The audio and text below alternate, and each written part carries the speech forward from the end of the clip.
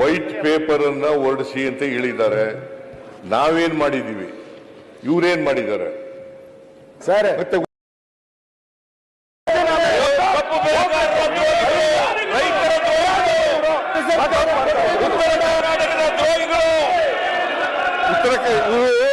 Walk out ಮಾಡಬೇಕು ಅಂತ ಮಾಡ್ಕೊಂಡಿದ್ದಾರೆ. ಅದಕ್ಕೋಸ್ಕರ ಮಾತಾಡ್ತಾ ಇದ್ದಾರೆ. ಕರ್ನಾಟಕಕ್ಕೆ ಅನ್ಯಾಯ ಮಾಡಿರ್ತಾರೆ ಉತ್ತರ ಕರ್ನಾಟಕದ ದ್ರೋಹಿಗಳು ಇವರು. 11 ವರ್ಷ ಅಧಿಕಾರದಲ್ಲಿದ್ದು ಏನು ಮಾಡಲಿಲ್ಲ. ಗೋವಿಂದರಾವ್ ಕಮಿಟಿ ಮಾಡಿದವರು ನಾವು, ಕಮಿಟಿ ಮಾಡಿದವರು ನಾವು, ಜಾರಿ ಮಾಡಿದವರು ನಾವು. ಇವರೇನು ಮಾಡಲಿಲ್ಲ. ಬರೀ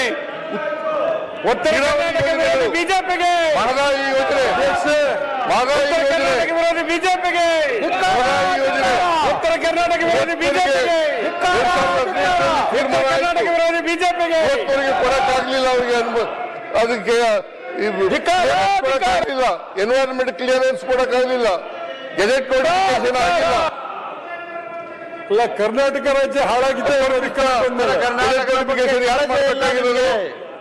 ಯಾರು ಮಾಡ್ಬೇಕಾಗಿರೋದು? ಅಪ್ಪರ್ ಕೃಷ್ಣರ ಇಲ್ಲ. ಇವರು ಉತ್ತರ ಕರ್ನಾಟಕದ ದ್ರೋಹಿಗಳು, ಇವರು ರಣಹೇಡಿಗಳು. ಆರ್ಟಿಕಲ್ 371 ಜೇನ ವಿರೋಧ ಮಾಡಿದವರು ಇವರು.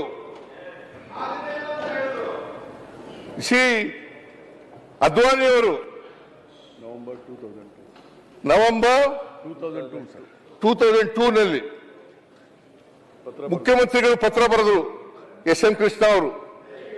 ಅದಕ್ಕೆ 371 ಜೆ ಮಾಡಕ್ಕಾಗಲ್ಲ, ಸಂವಿಧಾನ ಜಾರಿ ಮಾಡಕ್ಕಾಗಲ್ಲ, ಬೇರೆ ರಾಜ್ಯಗಳು ಕೂಡ ಕೇಳ್ತವೆ ಅಂತೇಳಿ ಮಾಡಿದವರು ಇವರು. ಯಾರು ಅನ್ಯಾಯ ಮಾಡಿದವರು? ಉತ್ತರ ಕರ್ನಾಟಕಕ್ಕೆ ದ್ರೋಹ ಮಾಡಿದವರು ಇವರು, ಅನ್ಯಾಯ ಮಾಡಿದವರು ಇವರು.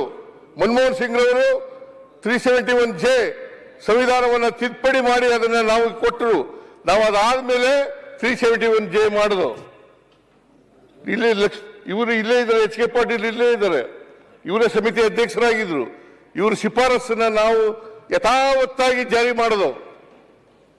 ಇವ್ರಿಗೆ ಯಾವ ನೈತಿಕತೆ ಇದೆ? ಬಿಜೆಪಿಯವರಿಗೆ ಕಾಂಗ್ರೆಸ್ ಬಗ್ಗೆ ಮಾತಾಡಕ್ಕೆ, ಉತ್ತರ ಕರ್ನಾಟಕದ ಬಗ್ಗೆ ಮಾತಾಡಕ್ಕೆ ಯಾವ ನೈತಿಕತೆ ಇದೆ ಇವರಿಗೆ? ನೈತಿಕತೆಯನ್ನು ಕಳ್ಕೊಂಡಿದ್ದಾರೆ ಅವರು.